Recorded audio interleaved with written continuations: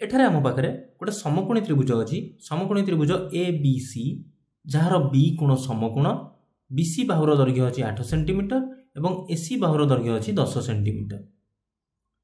एबे आमे एई तथ्य को नहीं आउ गोटे समकोणी त्रिभुज अंकन करिबा समकोणी त्रिभुज DEF। देखो एठी मु गोटे छोट त्रिभुज सहाय्य देखैछि DEF त्रिभुज आमे अंकन करिबा।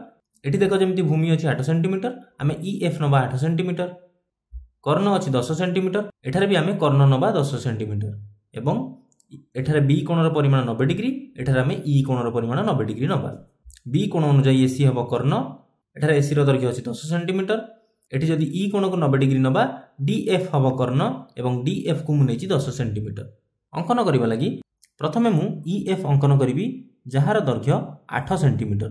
तेणु स्केल सहाय्य रे मु 8 सेंटीमीटर लंबर गोटे रेखाखंड अंकन करिली नाम देली EF। एबे ई बिंदु रे आमे 90 डिग्री अंकन करिबा। तेणु प्रोट्रैक्टर केंद्र बिंदु को ई बिंदु ऊपर रखिबी 90 डिग्री कोठी हबो देखो एठी हबो 90 डिग्री ऊपर। एबे आमे ए बिंदु एवं ई बिंदु को जोड़ी गोटे रेखाखंड अंकन करिबा। DF रो दैर्घ्य अछि 10 सेंटीमीटर तेणु कंपास सहाय्य रे 10 सेंटीमीटर गोटे चाप नबा। तेणु कंपास सहाय्य रे मु प्रथमे 10 सेंटीमीटर गोटे चाप नेबी चाप नेली। एबे कंपास रो मुन को F बिंदु ऊपर रखिबा एवं गोटे चाप अंकन करिबा।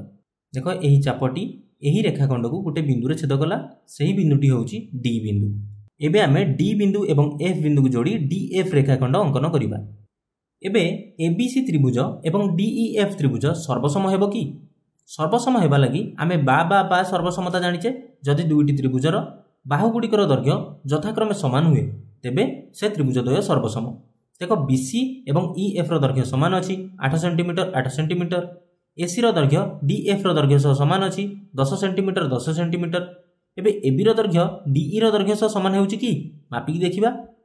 देखो AB रो दैर्घ्य होउछि 6 सेंटीमीटर। एबे DE रो दैर्घ्य मापिबा DE रो भी दैर्घ्य होउछि 6 सेंटीमीटर। तेणु AB रो दैर्घ्य भी समान हैला DE रो दैर्घ्य सह। तेणु त्रिभुज ABC सर्वसम हेबो त्रिभुज DEF सह। एवं आमे तथ्य कोण नैथिले समकोणी त्रिभुज नैथिले अर्थात गोटे कोण समकोण समकोणर विपरीत बाहु अर्थात कर्णर दैर्घ्य नैथिले एवं आउ गोटे बाहुर दैर्घ्य नैथिले एवं पाइले त्रिभुज द्वय सर्वसम।